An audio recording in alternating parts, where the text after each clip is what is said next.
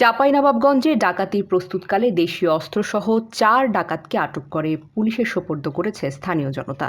মঙ্গলবার ভোর ৫টার দিকে চাঁপাইনবাবগঞ্জ সোনা মসজিদ মহাসড়কের বীরশ্রেষ্ঠ জাহাঙ্গীর সেতুর টোলঘর চত্বরে ৪ ডাকাত সদস্যকে আটক করে স্থানীয় জনতা। পরে পুলিশকে খবর দিলে তাদেরকে আটক করে চাঁপাইনবাবগঞ্জ সদর মডেল থানা পুলিশ। এ সময় ৩টি লোহার রড এবং একটি চাকু উদ্ধার করা হয়েছে।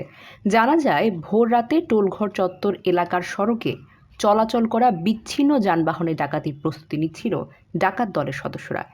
এ সময় স্থানীয় বাসিন্দারা টের পেয়ে সংঘবদ্ধ হয়ে তাদেরকে দেশীয় বিভিন্ন অস্ত্রশস্ত্র সহ আটক করে। ডাকাত দলের ৪ জন আটক হলেও একজন পালিয়ে যায়। এই ঘটনায় প্রয়োজন আইনানুগ ব্যবস্থা গ্রহণ করা হবে বলে জানান চাঁপাইনবাবগঞ্জ সদর মডেল থানার OC Mehedi Hasan. Nusrat Jahan, CN Bangla news desk.